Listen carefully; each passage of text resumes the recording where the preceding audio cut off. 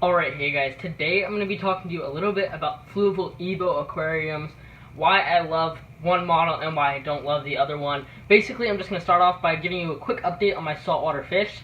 Currently, I have, I believe, like 6 saltwater fish, but you only see one right now. The other ones are in a different tank, and the other ones I actually just picked up yesterday. I got them for free off Craigslist. That'll be a whole nother video down the road. But for now, we're just going to be talking about the Fluval Evo aquariums. Also, the original fish that I had in my other aquarium, those I gave to my fish store. They were just super aggressive and I was having a lot of issues. But today I'm going to be talking about the Fluval Evo 5-gallon in front of you, as well as the Fluval Evo 13-gallon behind me. So I really like the Fluval Evo 5-gallon. This is actually one of my favorite saltwater aquariums. I'm going to go ahead and talk to you about why. As you can see, we have some coral in here, some macroalgae, which the macroalgae isn't doing so hot. That's probably my bad. And one clownfish. And a whole bunch of snails, but that doesn't really matter that much. That's irrelevant right now. Anyway. Here's some pros about the 5-gallon aquarium. This light is positioned far enough away from the water to where any heat that it expels can be, can dissipate into the air before it's just kind of directly on the water. Thus, this tank has a much more stable temperature than the Fluval 13.5 gallon. So, the Fluval 13.5 gallon has the light that's actually sealed into the hood to where airflow can't really get to it, so it basically just cooks your water, and that's the issue I was having. It was literally cooking my fish. That tank overheated to about 86 degrees. I've never had this problem with this tank because of the open lid design. As you can see, the lid is open, so air and gas exchange can happen, meaning it won't overheat. Not only is the light good enough just to look at your fish, but it also grows corals pretty well. We have my green star polyp, whatever that is, and like some bounce mushroom thing. They're all doing pretty good. I got all those for free as well. That's why they're not in the best condition. Like this one down here is not doing so hot, but they're there, they're alive, and they're doing pretty good under the light. My macroalgae is not doing so good. But anyway, that's besides the point, like I said. Now let's go ahead and take a look at the filtration.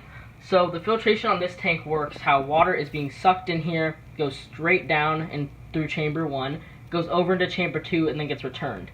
This is a great system because it means the water has to go through this entire media right here before it gets to the return pump. The Fluval Evo 13 is set up a bit different.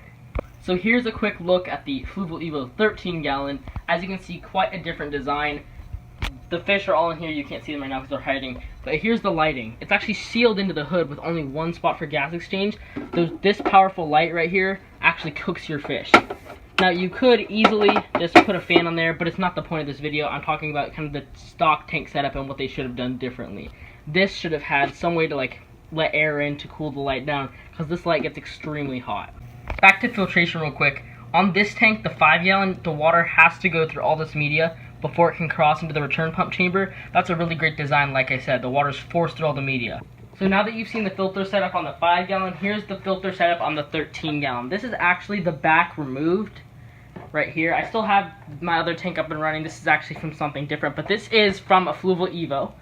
As you can see, same idea. This is where the water's returned. This is where the water is sucked in. However, here is the biggest mistake. In my opinion, this is the biggest flaw of the tank.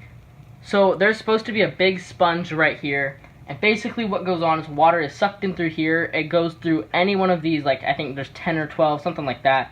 These holes, crosses into this chamber and then goes down here. What they should have done is got rid of all of these altogether. Forced the water to go all the way through chamber 1. Had a cutout right here, go all the way up chamber 2, and then go into chamber 3.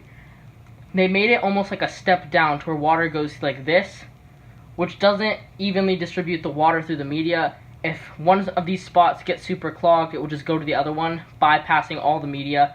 Same thing with this. You really can't effectively put any media in here because most of it is just going to get bypassed with these first 2 or these last 2 holes.